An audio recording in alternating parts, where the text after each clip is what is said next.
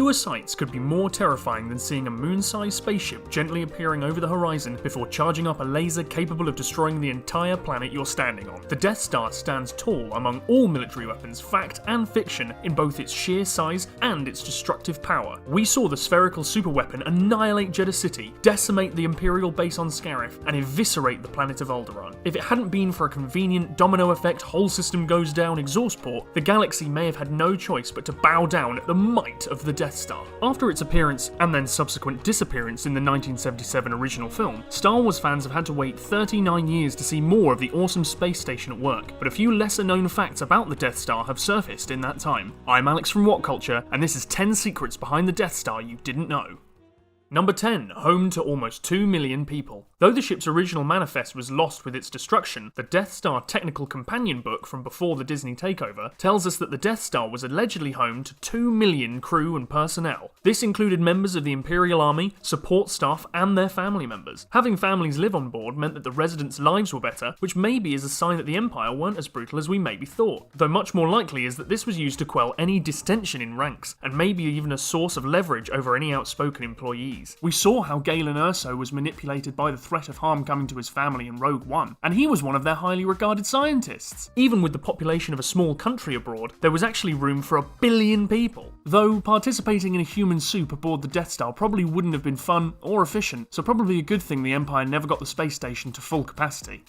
Number 9, home to 400,000 droids. The humanoid crew obviously would have been useless without the support of the huge masses of droids aboard, available for every imaginable use. Repairs, maintenance, communication, there was no form of robot the Empire couldn't find a way to enslave. Who can forget the adorable mouse droid? Resembling more of a toaster on wheels, these droids were for scientific research, medical assistance, domestic service, sanitation, and interrogation. Remember that next time you're careening around the LEGO Star Wars levels. That droid has a job to do. Also noted in the Technical Companion book, having versatile droids meant that the Empire could cut down on cost. Probably not a bad idea in case anything should happen to your beloved and very expensive Super Destroyer.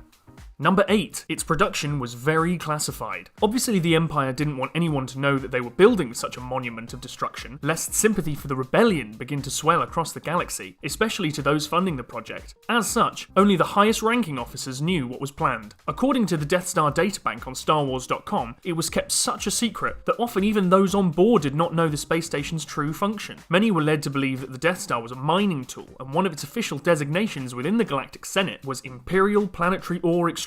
If someone had just asked how exactly they were planning on extracting the ore from a planet, then maybe someone would have caught wind sooner. Just a simple, hey, I don't think I've ever actually seen any ore on this thing at all, and the story could have been very different.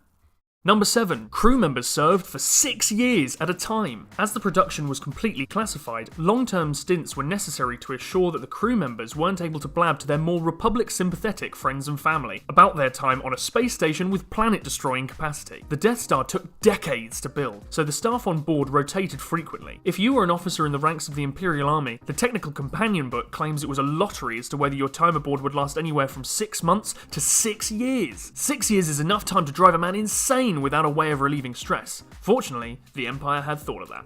Number 6, the Death Bar? Whatever you tipple, a glass of Blue Bantha milk or a pint of intergalactic Pilsner, the Hard Heart Cantina, first mentioned in the book Aftermath Life Debt, was the place to go at the end of a grueling shift aboard the Death Star. Run by one of the more Empire-friendly bartenders of Coruscant, and a favourite among Imperial officers, this bar offered a place for drinking, romance, and a few hands of sabak if you were feeling lucky. You'd have to hope that stormtroopers are better gamblers than there are shooters. Talk about an idiot's array. The book suggests that it was one of the best pubs in the galaxy. Such a shame they had to go and destroy what sounded like a decent watering hole.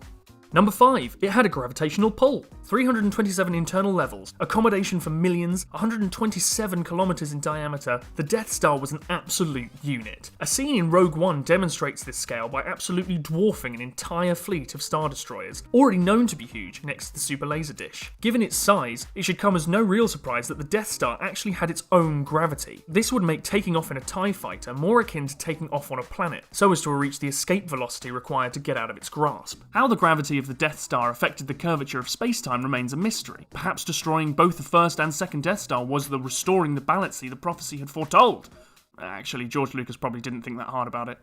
Number 4. It needed 123 hyperdrive generators to reach light speed. A golf ball the size of a planet needs a lot of power to move, so it's no wonder that the Death Star required 123 of the most powerful engines in the galaxy to reach its top speed. To put that into perspective, the Millennium Falcon, basically the equivalent of a space Winnebago, only had one, and that made the Kessel Run in less than 12 parsecs, save for the assist from some raw coaxium. Imagine the power of 123 Millennium Falcons. You could probably blow up a planet with that amount of oh yeah. It was the reactor powering this huge generator that ultimately led to the Death Star's demise, and now that we know the scale, it's easy to see why.